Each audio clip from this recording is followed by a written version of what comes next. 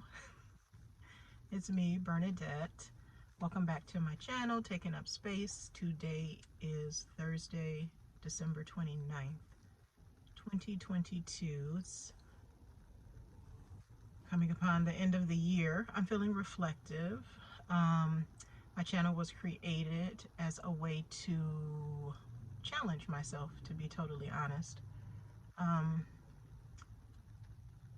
It's the year I turned 50 in August, and I just wanted to do something outside the box. I had bigger plans for this channel, which didn't manifest because of laziness, lack of motivation, perfectionism. But I have a couple videos in mind. I have the week off of work, and I am going to try to get those out. My original plan is to have this channel up for 1 year, again, just to take up space and challenge myself. So I'll just see what happens. I'm just trying to be more receptive to what life brings. So I am sitting at the lakefront. I am in the Midwest. The beginning of the week started out really cold, negative, below zero temps, I should say. And today is about 54, so you can't tell us nothing. I see people, it's actually distracting my view. It's a distraction to my view. I should be looking in the camera, but I'm facing towards the lakefront. People are walking and running. I saw a lady with shorts on. Yeah, you can't tell us nothing in the Midwest when it gets to, shoot, 40. So today I wanted to talk about therapy or counseling and what it's meant for me, and talk about my journey as a brown girl, a black woman, participating in therapy. And I just wanted to share my thoughts because I think it's really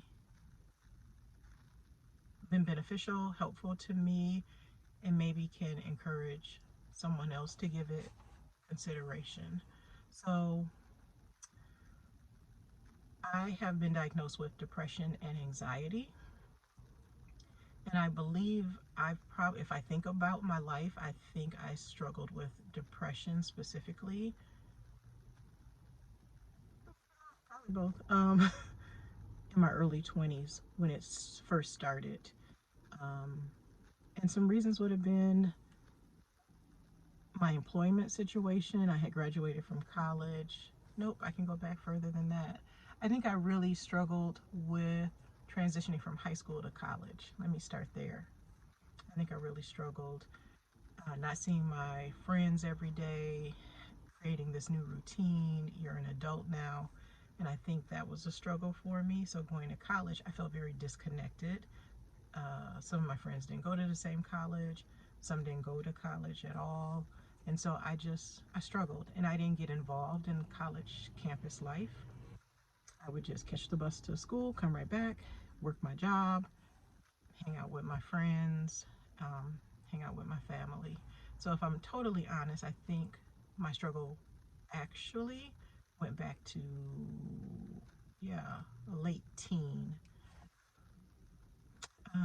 It increased with, I don't know, you're a young person and I'm speaking personally, I always wanted to be in a relationship, and it would be years would pass before I would get into a new relationship. So I think I felt depressed about that, just my situation. I would have girlfriends who had various boyfriends, and I would just be sitting as the third wheel or twiddling my thumbs. So I think that played a part in it. Just feeling lost like you do in your early 20s. My first job in the social work field, a couple of those jobs, they were very stressful. Yeah, I've shared that I'm a social worker. So if I'm totally honest, I think anxiety started for me as a child. Depression probably after high school. That combination of depression and anxiety. never was in any type of treatment. I didn't necessarily, nobody in my life really um, identified, I think you're going through depression and maybe you should look into therapy or nope, wasn't any of that. So um, I entered therapy in my 30s. I had been married not too long. I got married at 32. Um,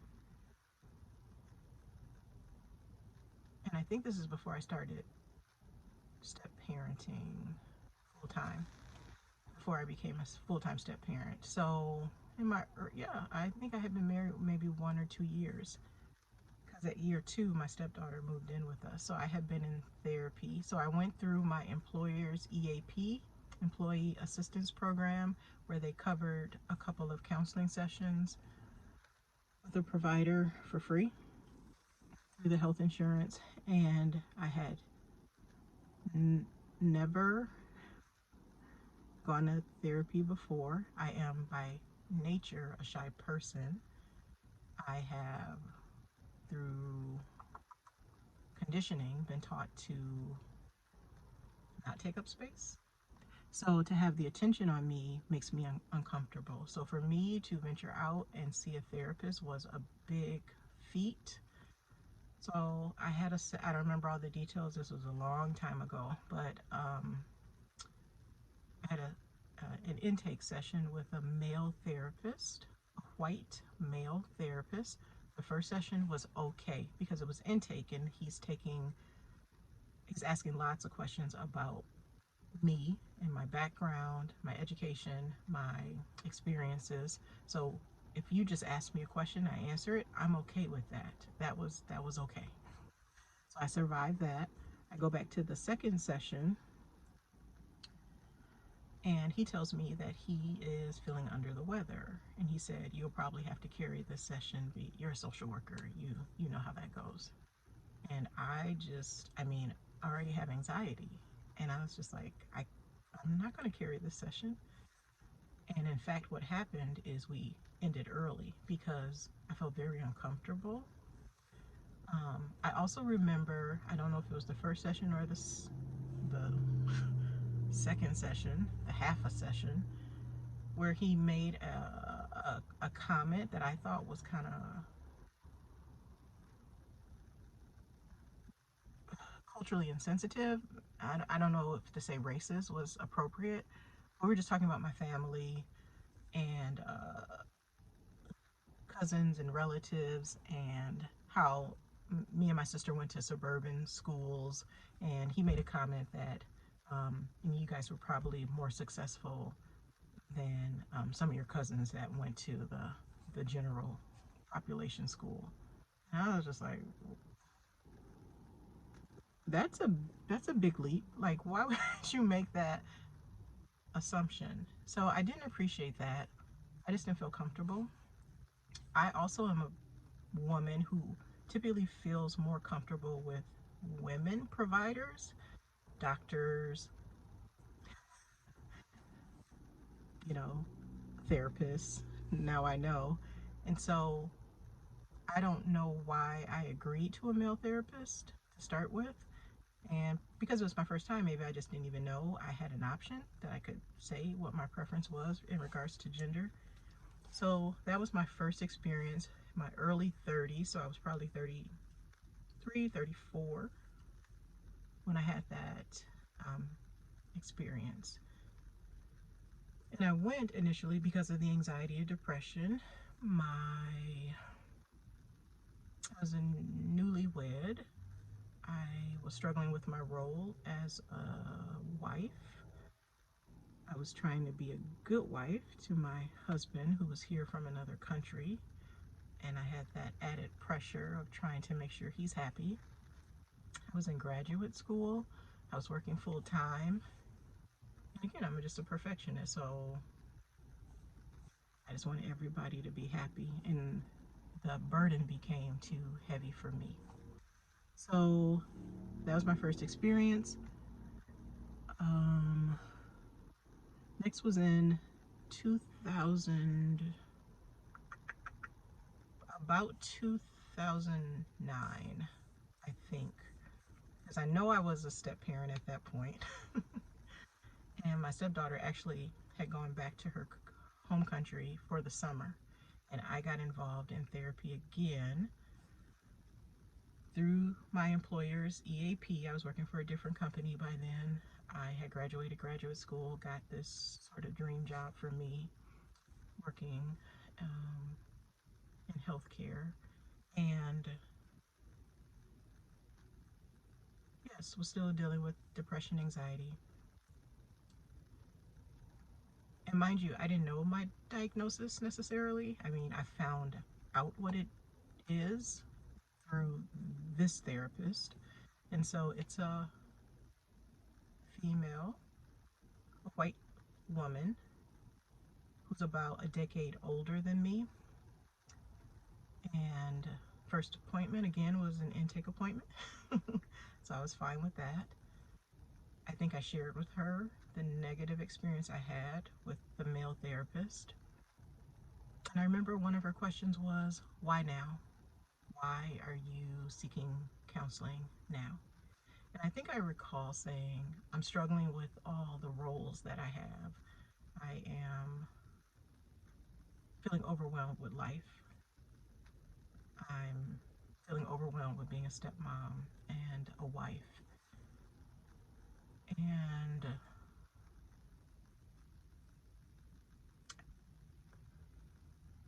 I remember saying my stepdaughter is gone for the summer, so I don't have to rush home and be in this parent mode. I can leave work and come to therapy. So I just remember her asking, why now? What makes now the time for you to make this decision? So we worked together. I became pregnant at some point during therapy. I recall her saying, I could be wrong. I recall her saying, this isn't the best time for that. I remember that. And maybe it was insensitive. I don't I don't I don't know if I made that up. I don't think I did. But she had been working with me. She had shared with me what my diagnosis is depression, anxiety. And I remember it had been a really rainy day and my mood was very low. I came into the session and I was very tearful. And she was like, what do you need? What do you think you need? And I was like, I need a hug. I need somebody to just hold me. Of course, that wasn't her place to do that, but she was just asking me what did I need in that moment. And she shared with me, I do believe that you suffer from depression. And I was like, I remember I kind of looked up through my tears and I was like, why? Because I'm crying right now? You think I have depression because I'm crying right now? And she shared with me, I suspected you had depression from our very first session during the intake, based on whatever, I don't know, my appearance, my symptoms, the things I shared with her. It didn't take a genius. There have been people in my life periodically, very rarely, that would say, I work in healthcare, and a doctor said to my coworker, he says, I wonder if Bernadette has depression. And I was offended. This is before therapy. I was so offended. And I do recall, I used to journal. I don't journal so much anymore because it feels like work to me, because I did great in graduate school. I never really struggled academically, but journaling feels like homework to me, and I don't like homework. I don't like that burden. So I don't journal, but at certain points in my life I have journaled, and so I do recall journaling. And I found an old journal entry and it said something like, I don't know, maybe I have depression. I knew I somewhere deep inside myself, I knew it or I suspected it. It was just like, man, this is deep. How your body knows. Yeah. So your soul knows. Um, so I'm kind of all over the place, but I started working with this therapist and she was great. She is great. I still work with her. And not from '09 till now. I actually stopped sessions with her, but and then went back. So worked with her in '09. Um, she worked with me to get the strength to get on an antidepressant. So I started seeing a psychiatrist for medication. When I got pregnant, of course, I got concerned about the medication during pregnancy, and I don't recall the name of the medication. Perhaps it worked a bit. I think the medication worked a bit. And she would say to me, it's not a happy pill. It's not going to take away all your cares and concerns. So I am a proponent of medication and therapy. I think they can do wonders for people. What I think is really important is definitely connecting with the right providers. And so this provider is perfect for me. No, not perfect. She's really good for me. I would assume, me being me, and again, this was a long time ago, so I don't recall all the details. I would assume because I am who I am, I searched for a black provider, and there were none that were within the EAP network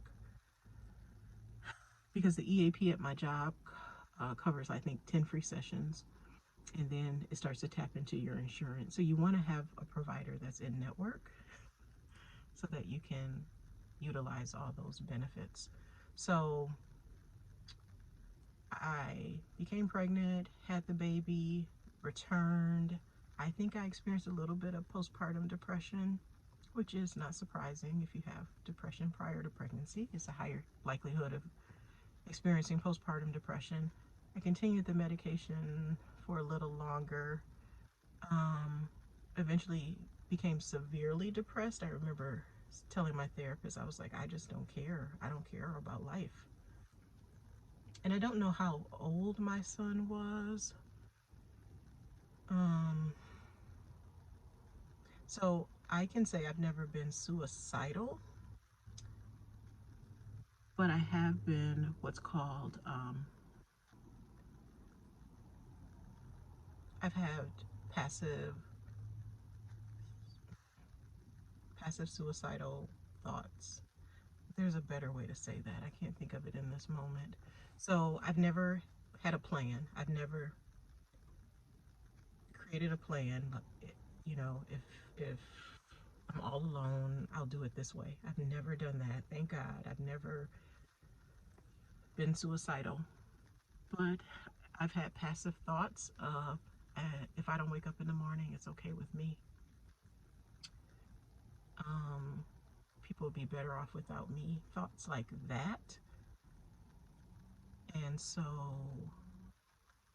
I've struggled in that regard. And when I voiced that concern to my therapist, she said, I believe you need more intensive counseling. And she referred me to, it's called IOP, Intensive Outpatient Services.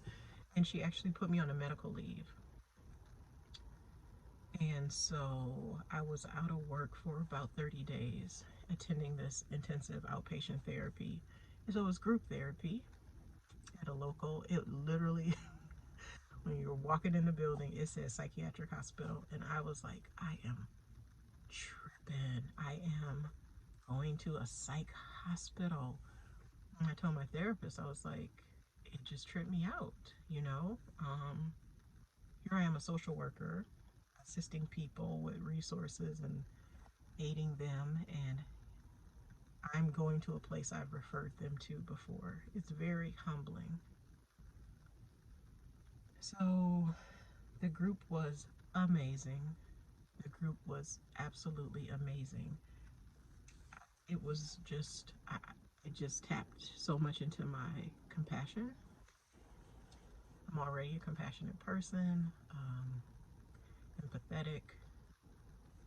The stories that I heard, things that people went through, it just devastating. There was an older lady whose husband had committed suicide at their house. It was one of the most heart wrenching, devastating stories that someone shared. So it gave me perspective, and then I created a couple of connections with people there. So that was nice. And me and a young lady, I was in my 30s, late 30s at that point, and she was in her 20s, and she's just a sweetheart. And yeah, we emailed each other for a little bit of time. So I did that. When I came out, I felt like I don't have anything else to say. So I wasn't going to my regular counseling appointments during this medical leave. I was just doing the IOP 2 or 3 times a week. And when that was over, then I resumed therapy. So I remember calling my therapist because I'm very considerate that way. And I said, I just want you to know I'm coming in. This will be my last session.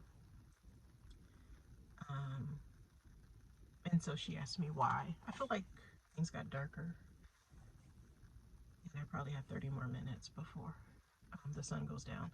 So I get to the session and I told her, I just feel like I don't have anything else to say. I shared a lot in the group. I just don't have anything else to share. I don't have anything else to say right now. And she said, okay. Um, we did do, before I ended therapy, and at some point, we did do a session with my husband because there were some marital issues we were addressing. We had a session with him, and we actually decided to participate in marital counseling. And I was asking my therapist, could you just start us out, because by the time the EAP gets me connected to somebody, it's going to be a couple weeks and we're like struggling at home. And she said no. It's a conflict of interest, which I knew already. And so I guess that's my third experience with therapy. So then my husband at the time, we engaged in marital counseling. I'm going to say for a couple months. It wasn't an extended period of time. Um, the therapist was another white, middle-aged woman who was nice enough, but I feel like she was biased. She, in my opinion, she had a preference for my spouse. And I don't mean anything romantic or anything. She just made a comment like, I don't think he'll do that again. And I was just like, how you know? I'm married to the man. I've known him for years, and I can't say with confidence he won't do that again. I can't even say that. So I was just like, how could she say that? And by then, I've been connected with a really good therapist, right? So, um, things just kind of just exploded in our marriage, and I was like, why are we doing this? It doesn't make sense for us to be engaging in therapy at this point. So that ended. And so I'm sorry, I feel like I had taken notes, but then the notes just got to be too long, and I felt like this is my life. I know what I experienced. I don't need the notes, but I feel like I'm kind of jumping around. So I hope this is making sense. So I said I had 2 experiences with therapy, really 3 if I include couples counseling. Um, 3, but if we include the intensive outpatient therapy at the psych hospital, that's really 4. So I've had 4 different experiences with therapy. Um, so back to my my therapy with my individual counselor that ended shortly after the intensive therapy. And then years pass, years go by. I finally make a decision in 2019 to divorce my husband. And I'll say I experienced a labile mood where I would be fine and stable in one moment, and then something stressful would happen, and I would just be really tearful. So I remember telling my coworker, I think I need to get into therapy. And she was like, yeah, I do too. So I called my previous therapist back up and I said, hey, remember me? And I started working with her again in 2020 during my divorce because I felt like I needed, not a friend or my family who's really emotionally invested in me. I needed like an outsider to hold my hand through the process. And that's what she did. So I'm at 25 minutes. I don't know how much time I have on the phone. What therapy has meant for me. So I reestablished with the same therapist, white, middle-aged woman who's about a decade older than me. And one thing I remember saying to her when we reestablished, first off, she hugged me. We were able to hug when I saw her in person. And this was pre-COVID. So I think I reestablished around February 2020. And then, COVID happened in around March 2020. So I saw her for a couple sessions in person. Then we went remote. And I see her every 2 weeks. So I have continued to see her. I mean, in a minute it'll be 2023. So in a minute it'll be 3 years that I've seen her consistently. And a lot happened obviously in 2020. I mean, I got divorced personally, but COVID happened, George Floyd happened, and at a certain point, she and I had a conversation that I said, as much as I respect and care about you and appreciate the work that we're doing, I think I need a black therapist. And she wholeheartedly agreed. So I went on a search for a black therapist and um, did not have luck at all. Some didn't accept my insurance. Many did not get back to me. And one explained to me, she said, a lot of people are seeking a black therapist right now because of what's going on socially in the US. And she said, I think you're going to have a hard time finding somebody. So I shared that with my therapist and we just made a decision. Okay, we'll continue the work. And she is, woke. She's woke. But there are some things that I do have to explain to her. So that's why I was saying I have the perfect therapist. Well, I don't. It's not what would be perfect. It's is if it was a black provider, I think. And there's even no guarantee, right, that it would be perfect, but it would be more ideal. And so I adore my therapist. I think about her a lot. I told her, I said, it's kind of disturbing how much I think about you.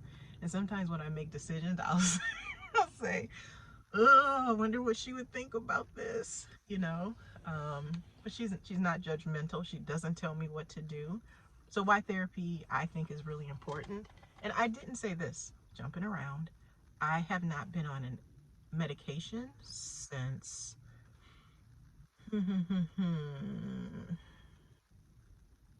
since I ended my first go around with the therapist, with my current therapist. So after the psychiatric hospital, I ended medication on my own, and I haven't been on psych meds for probably a decade,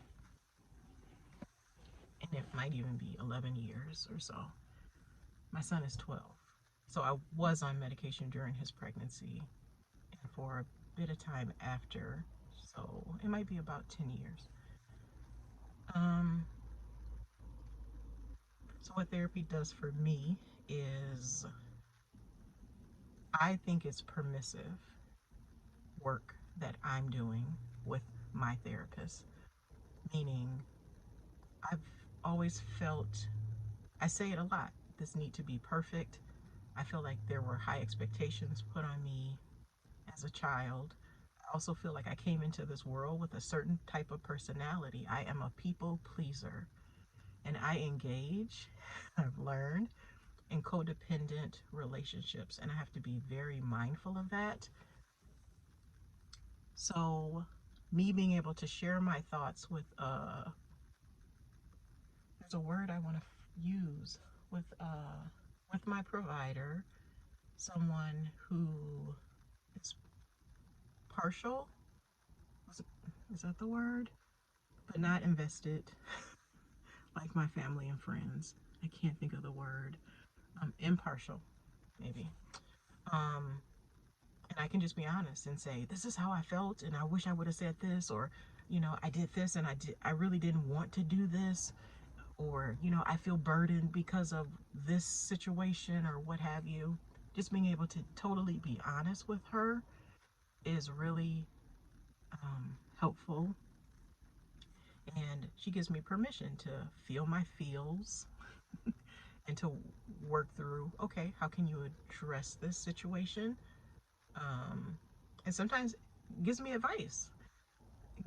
Yeah, gives me advice. Doesn't tell me what to do, but gives me advice, and I ask for the advice. So it's not like I'm just spewing out this information. Some people may conduct their therapy sessions that way, and they're not looking for feedback. I want the feedback. Like, tell me, do you think I was right in this situation? Am I wrong? Am I missing a certain perspective? And yeah, she does that for me and with me. And I'm asking her for, yeah, guidance, perspective. So for me, therapy gives me insight because I'm really looking to change, to improve and better myself. And since I've gone through this divorce, which was final in 2020, the theme of my life is to thine own self be true. That's what I'm going for. I don't do that every day. I still feel, I think I shared this, I don't have a middle name. I wasn't given a middle name. Bernadette is, I guess it was too hard to come up with a middle name for my parents. So, but I always say my middle name should be guilt. Like, I feel guilty about a lot of things. And I'm just like, I don't know how other, like the stereotypes about black women, they escape me, honey. A lot of them escape me because I feel guilty about a lot. Over, what's the word? I overcommit myself sometimes, and I'm trying to do better with that. Things I say, and hope I don't want to do that. I don't want to participate.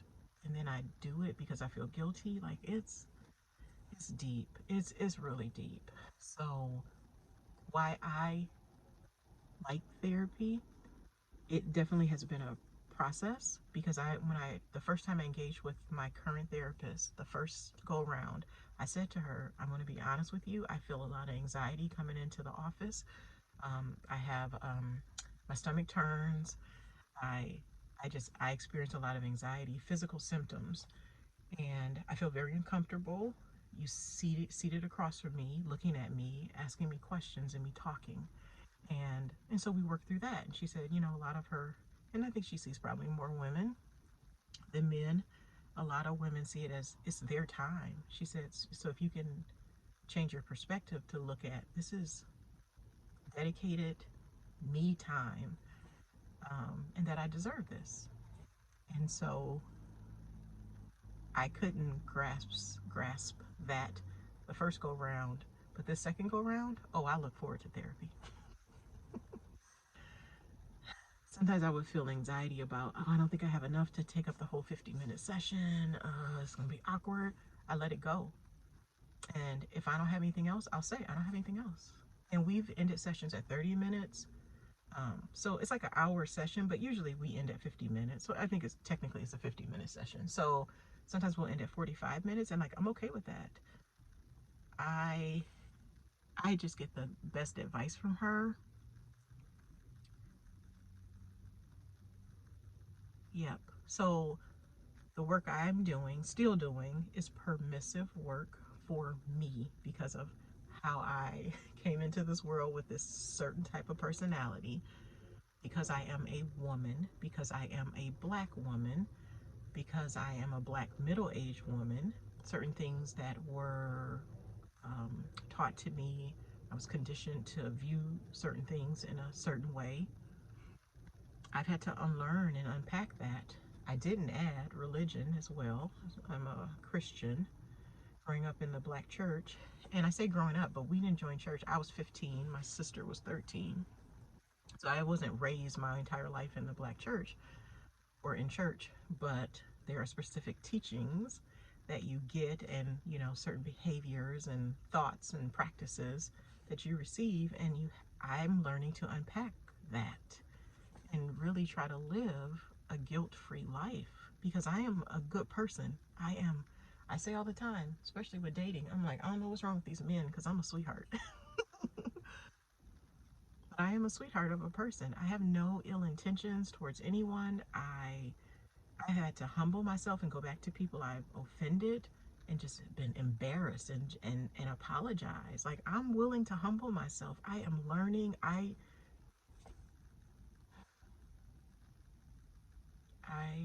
want to be a good person, but I also want to live on this earth being proud of who I am and making decisions based off of what I want to do. And that goes against Christian teaching. It's about, what does Christ want for you? So this video is way, way, way long. I hope I have been effective in identifying my therapy journey, what type of counseling I'm engaging in. And the reason I'm identifying that is because I heard Iyanla talking to Charlemagne the God. He's in therapy, and she was saying, what type of work are you doing in therapy? And so I remember going back to my therapist, and I was like, what type of work are we doing? So I know that the approach she uses is cognitive behavioral therapy with me, CBT. That's the style that was used in the group therapy when I went to the psychiatric hospital. Um, so I believe, and maybe she uses other styles as well, but what I get out of it is permission, learning to give myself permission to question the ideals that have been instilled in me, permission to do what I want to do, because I'm not doing harm to anyone, right? So that's what therapy means to me. It's a safe place. I feel safe there. We actually have delved into and back into in-person sessions over the summer. We went back to in-person, and that's because we are now making a concerted effort to address some of my childhood trauma. And and that occurred because I said, well,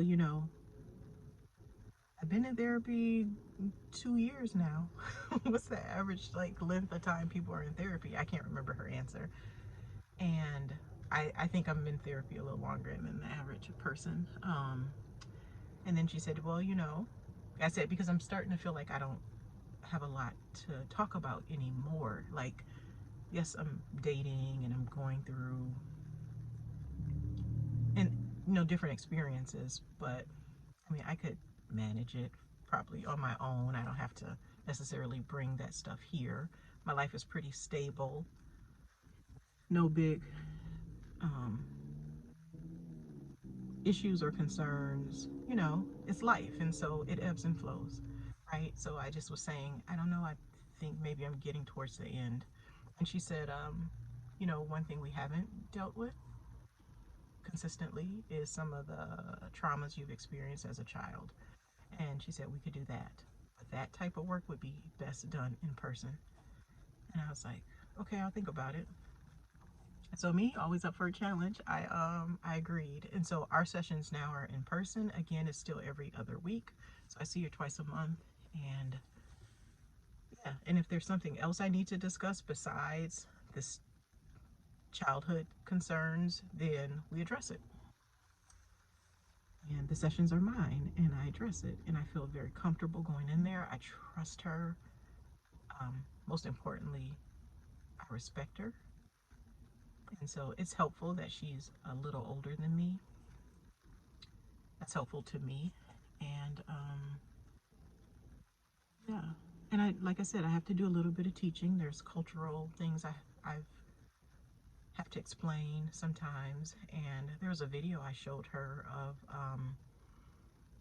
what is it called? Hypergamy. I sent her a video about hypergamy because I was dating, because I am dating. And I was like, I just want you to understand, like, this is how it is for me as a black woman. There was a YouTube video, and I shared it with her, and I said, I'll give you a little bit more perspective of what I experience as a black woman. out here in these dating streets, and that I don't just present before a man like I'm carrying, like I'm burdened with all these different thoughts and expectations of me and how I'm going to treat him. And so, yeah, and she's receptive to learning about Black culture, and but like I said, she's woke anyway, so she's done some of the work herself. I think that's it. I'm at the 40-minute mark. I'm going to end it. I have a couple more videos in mind. I just want to say I'm here showing my gray. I don't feel my cutest, and that's been a part of why I don't make videos when the weekends come. I just want to chill. I just want to chill. But we'll see. We'll see. I think tomorrow I will make another video. It'll be much, much briefer.